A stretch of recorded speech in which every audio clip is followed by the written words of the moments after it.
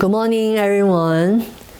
Today I would like to share with everyone what is our mind habitual behavior.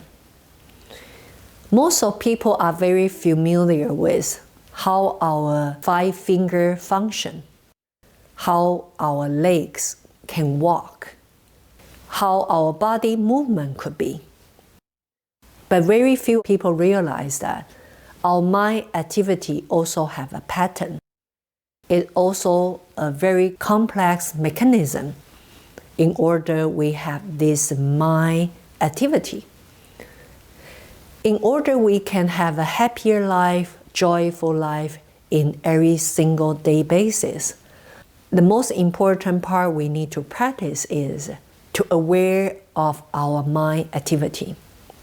This can be positive or negative. For instance, every day when we wake up, we need to wash our face and brush our teeth.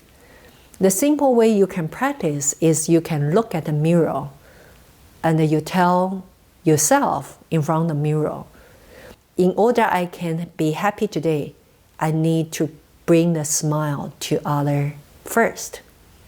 Just by this practice of your mind and bring a smile on your face and walk out from your house, immediately you will feel the positive energy and the joy within your heart.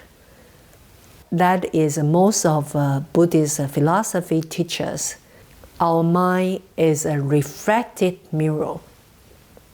Whatever you want to happen in your life, you need to have that in your mind first. If you do not have that in your heart, in your mind first, the good will not reflect in front of you.